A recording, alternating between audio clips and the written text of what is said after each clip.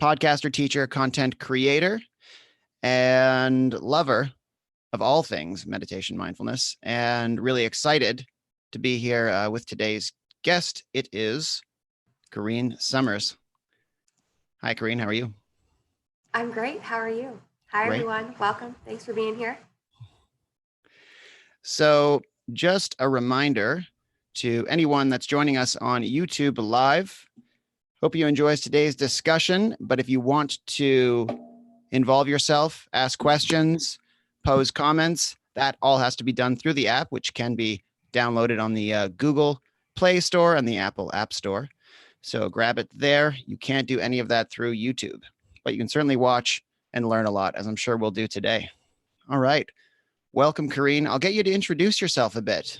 Tell us where you come from and what brought you to meditation and mindfulness teaching. Yeah, so I actually spent 10 years working in the financial services world before beginning my journey as a meditation and mindfulness coach. I myself was struggling from burnout and chronic levels of stress in, a really high stress job. So I went to meditation and mindfulness in my own life for, kind of pulling myself out of that stuck position I was in and really transformed my life, helped me reduce my stress, improve my clarity, my focus, and really take better control over the direction my life was headed. So. All right. Exciting. Well, excited to talk to you about that today. Today's discussion topic is burnout and how to avoid it.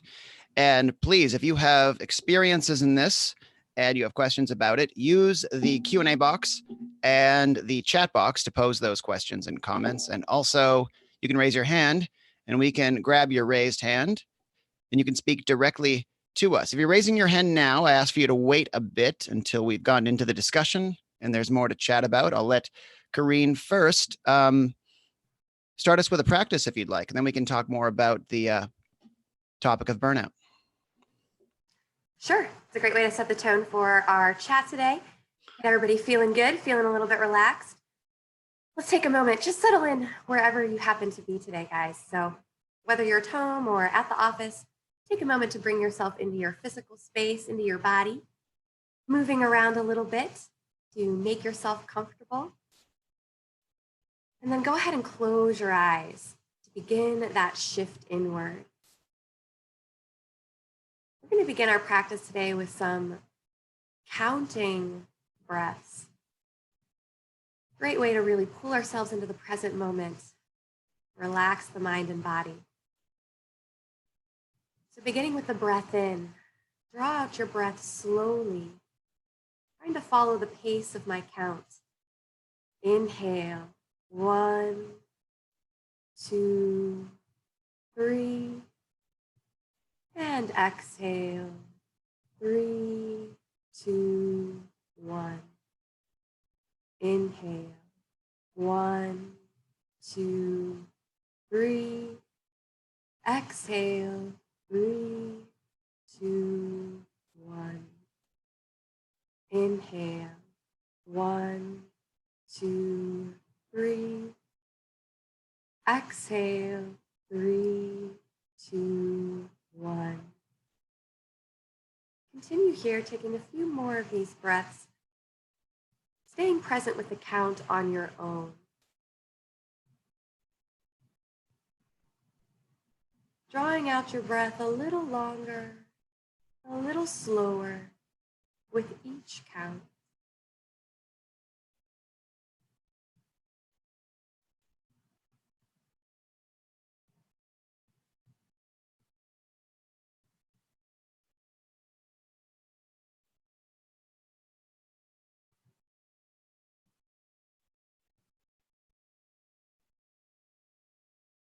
All right, we'll take one more breath in here, counting in 1, 2, 3. Exhale, 3, 2, 1. Now, as we begin to exit our practice, you can release any of that control over your breath, start to move and expand back into your body until you're ready to open your eyes and rejoin us here back on the screen. Welcome back. Thank you for that, Corene. Anyone that would like to share their experiences or questions about that practice, please post them in the chat box and the Q&A box. We've got a question here from Palak. It's the same question I have. It's the perfect one to start with. What's burnout? Excellent question. So we talk about burnout a lot. In fact, it's recently become a buzzword, so to speak, in the corporate world. But what is burnout and how is it different from our regular levels of stress and anxiety? These are great questions. So burnout is really specifically defined as three specific symptoms that I guess we can use to recognize it. One is feelings of complete depletion, exhaustion. We all feel this from time to time, and this one can be a part of just regular levels of stress as well. But that extreme depletion is one key area of burnout. The second is reduced work performance. So you're not as productive, you're not able to be as effective, as focused, and get as much done. And these are things, whether you're an entrepreneur, a founder, a leader, or in any kind of role from the top down, this impacts everybody. And so then the third, and this is the one I find the most interesting, the third characteristic of burnout is mental distance from your job and feelings of negativism or cynicism related to your job. So again, I find this really interesting because to me, this really indicates an overall disconnection from self and also from the goals, the passion, and the bigger purpose of what you're doing. Again, whether it's your own thing, you're a leader, you're an entrepreneur, or you're working under someone, this means you're completely disconnected from the greater purpose. And in a recent Deloitte, they did an external marketplace survey, and 77% of professionals reported being burned out in their current job. So, we're dealing with a really interesting, what I would say is kind of a purpose epidemic, more than a stress epidemic. I think people are we're disconnected from self, from our greater vision. Well, that's super interesting because, people kind of think about burnout as this sort of like mechanical, functional, clinical problem. It's like, oh, there's lots of stress. And then the physiology, something happens and now we're burned out. But you're talking about something that's like deeper and more like existential. Is that related to stress and quantity of work and how hard we go? Or is there something else that causes this kind of burnout? Well, I think the more I study this and the more I've been doing, I recently hosted a workshop on burnout for Entrepreneur Magazine. Dee with Meditation.live co-hosted it with me. We've done a few more panels and discussions. And the more I'm studying it, the more I'm talking about it, the more I'm talking with my students and my, teams about it, it's seems again to be really connected to this idea of fulfillment and purpose and connection to the greater vision, or to being plugged into something that's greater than what you are. It's this lack or loss of any kind of excitement. And that's where that cynicism comes from. So to get to the point that you're actually bitter or incredibly negative towards the thing that you're doing, there has to be an extreme disconnection there, right? What do you think? I'm interested to hear your thoughts. I know you're an expert on this stuff too. Hardly an expert. Well, yeah, it's definitely like a certain like feeling that occurs where it's, what is the point of all this, right? And while at the same time having constant demand coming in that you're just kind of going through the motions with. And something like switches in us. And I don't even know if it's a cliff you fall off suddenly and, oh, I'm burned out, or you kind of creep along it as this mindset kind of creeps in of feeling like you're not doing something by choice, or you're not doing something because you want to, and you're kind of disconnected from what you want. And you're just kind of doing and continuing to do what you think you have to because some reward is promised, or just you've made some obligation and you're no longer really connected to the process of doing it in a way. Yeah. And like you said, you become kind of like you're just going through the motions a little bit. day after day. And I don't think it is necessarily a cliff at all. You know, you may realize it, like all of a sudden it feels like you're jumping off a cliff. All of a sudden you're like, oh no, I'm really unhappy. I'm really burned out. I'm exhausted. I could sleep for the next 3 months and let nobody bother me. You know, I think it slowly creeps up on you though. You know, it's that it can happen, feel like it happens all at once, but it's been months and months and months of doing the same thing or slowly becoming disconnected. The most common reasons quoted in that survey that was done by Deloitte were too many deadlines, unrealistic deadlines and expectations, not enough recognition and support from their leadership. And then the last one was no work-life balance. So people were feeling that they were just working all the time, working in the evenings, working on the weekends, and not really getting a break. So that's where I think meditation and mindfulness tools can really help us improve our, one, just our connection to our joy, our passions, our the things that we like doing in life, but can also give us that mental break and some of the separation and space that we may be craving from those outside experiences. Right. And so I wanted to read a quick comment here from Deborah Sadenwater. Right before I retired, I felt I was burning out, just tired of getting up each day, doing the same thing over and over again. I am doing so much more in personal growth now that I have the time, feeling so much more fulfilled. Well, at least one of us out there is having that experience. Anyone else having experiences, please post them there. That's wonderful to hear, Deborah. And I guess we'll talk about what it is that can trigger this feeling or help enliven this sense of I'm doing something that matters to me.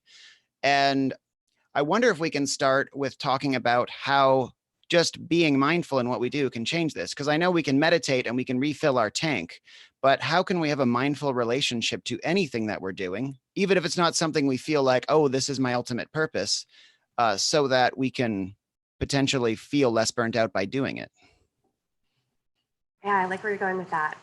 So something I give my students and clients that are in a job that maybe they're not going to change for a while, or, you know, you're not necessarily doing something that is connected to your passion and purpose, but the job's okay and it pays the bills and it allows you to do the things that you do love in your life.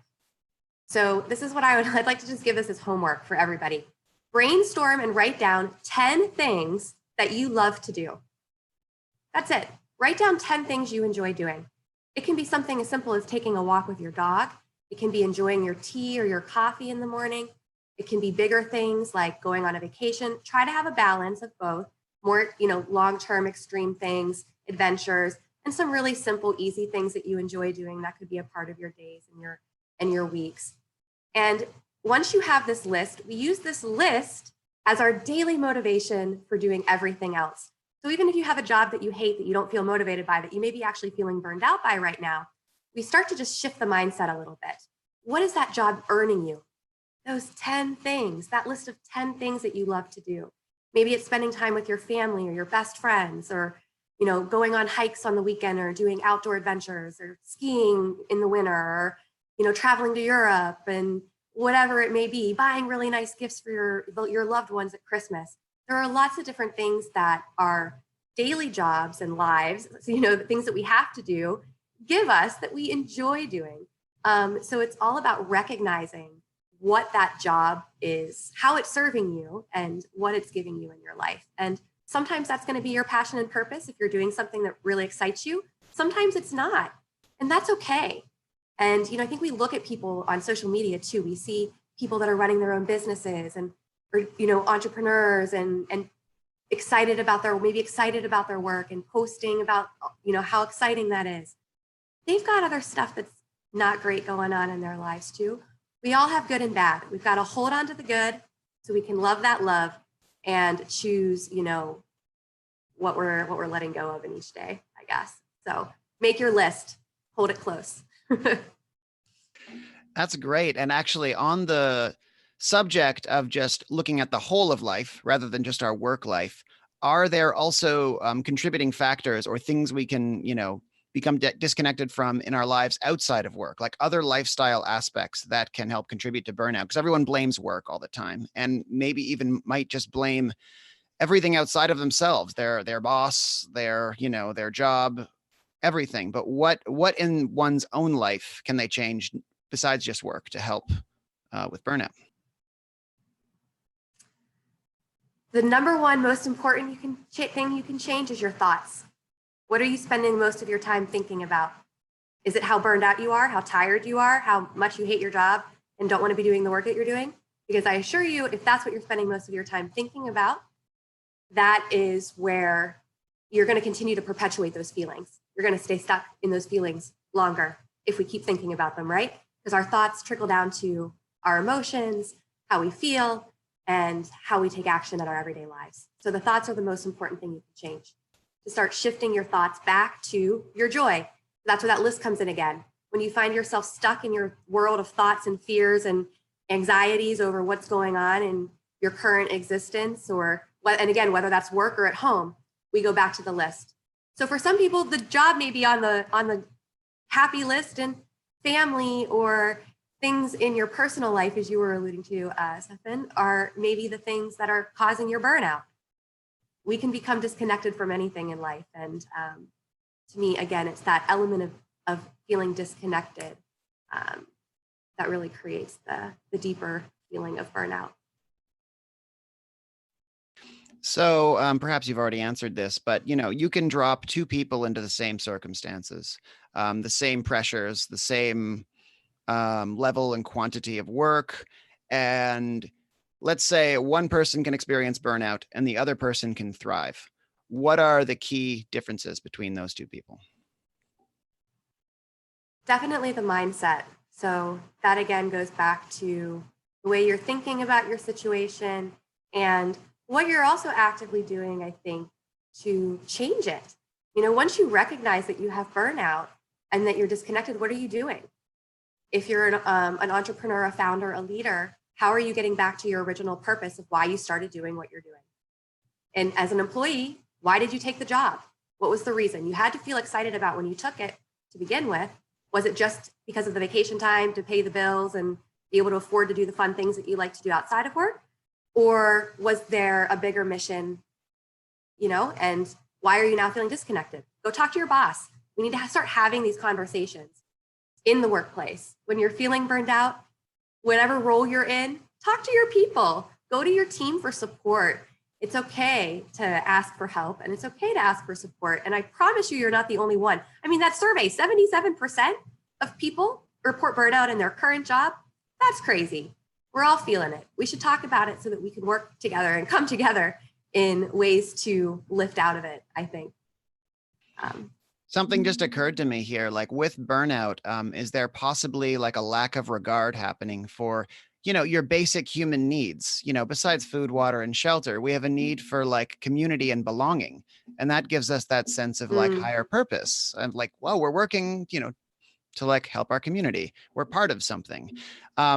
Is there a sort of work we can do to look at our own needs and our own sort of like, what we require to feel like nourished whole human beings in order to avoid burnout? Yeah, you can start by just asking yourself those simple questions. So journal work is a lot of work, and these kinds of self-reflection that I do with my one-on-one clients. And those are some of the questions I tell people to ask themselves quite regularly. What do I need from myself? What do I need from my job? What do I need from my community? What do I need from my family relationships? Very simple questions. What do you need in your life? Have you asked yourself these questions? Most people never have. They've never considered it. And I blame actually a technology. Now, I talk about technology a lot as one of the things that has put us into this kind of current situation that we're in with burnout. We are too overstimulated. We spend too much time online. We're the most disconnected, connected culture because we're like the scrolling community, right? We're not really engaged. We're not really connected. We're seeing things pass by, but that's kind of how we're just living our lives, like watching things pass by on a screen. We're not totally engaging and connecting with them.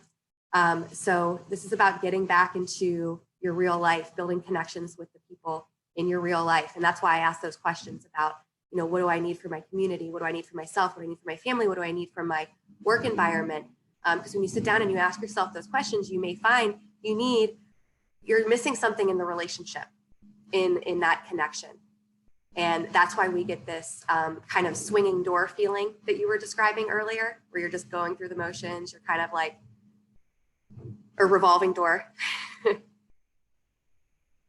Yeah, and since you help so many entrepreneurs reconnect to a sense of well-being and happiness, what can you say to those solopreneurs out there who might be doing the work they want to do or think they want to do and are sort of charting their own course, but can still experience burnout because maybe perhaps they're feeling isolated and cut off from the world if they're just at home on their laptop all day, things like that? Yeah.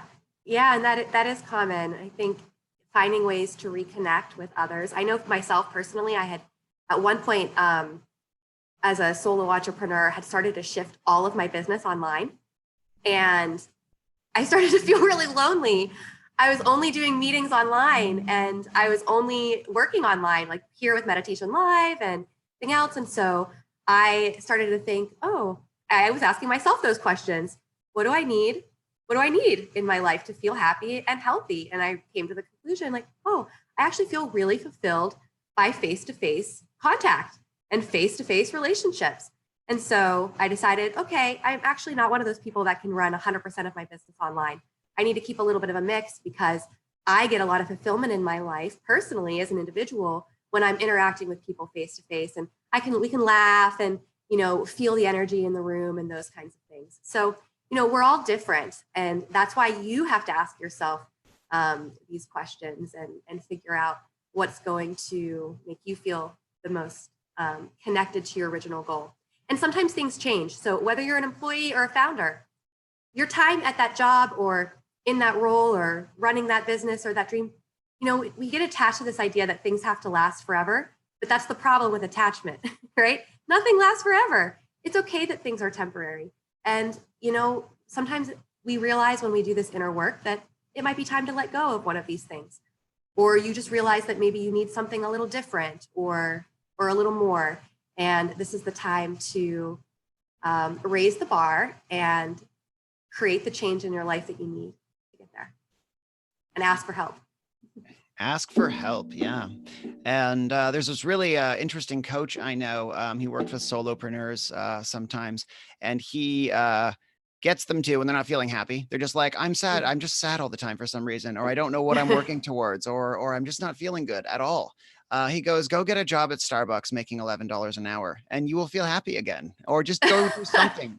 And they always are. And it turns out whatever these complex needs they'd set up for themselves were, it turns out they were a lot simpler, just like simple contact with others sometimes. There's always a lot of stories in there when you get down to it. So yeah, it was just getting back to, it's the perspective, right? When you compare it to working at Starbucks. Absolutely. You get right back to it. Absolutely. All right. I guess we're nearing the end. I want to leave some space for you to maybe give us another activity and or practice to help contend with our endless punishing of ourselves with a sense of obligation and endless. Yeah. So I'll turn it over to you now. All right. Yeah. And just another shout out to everybody who joined us today. Thank you for being here. If you have questions or you want to share any of your thoughts or feedback, rebuttals, anything, we'd love to hear from you if you want to pop into the chat box or the Q&A before we wrap up.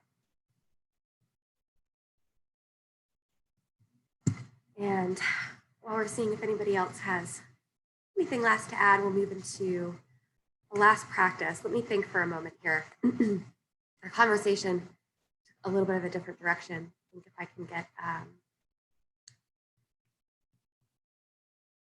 you know what, let's just go ahead and do an affirmations meditation. These are one of my favorites for mindset in general and kind of keeping ourselves in positive mental frames or building positive mental thought patterns and positive mental frames.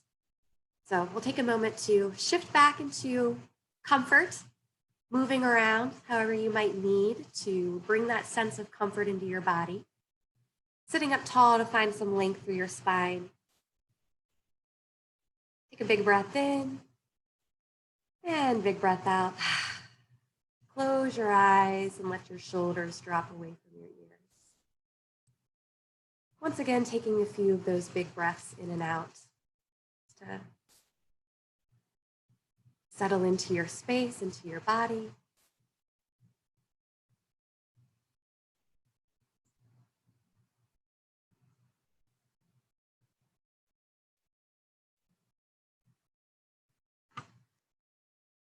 Now we'll begin to repeat an affirmation. Affirmations are intentional statements we make to ourselves, repeating them again and again to build those positive thought patterns. We're going to start with, I am everything I need to live a joyful life. Say that like you mean it. I am everything I need to live a joyful life.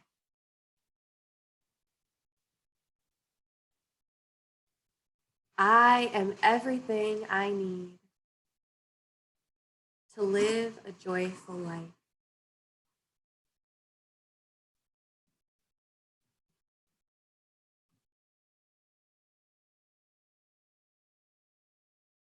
I'm in charge of how I feel today.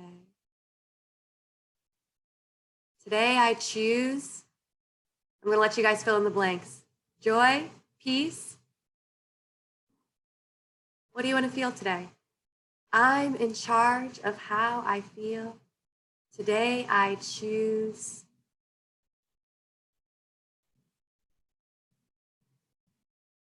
I'm in charge of how I feel. Today I choose. Joy, peace, empowerment, a sense of ease of being as I flow through my day today. As I breathe in and out, I let myself feel at peace. From here, as we end our practice, you can start to shift back into your body by breathing some deeper breaths. Let those big inhales expand, rippling through the front of your body, expanding your chest and belly. Big breaths out to let go. Moving back into your physical time and space at whatever pace feels good to you. Opening your eyes when you're ready.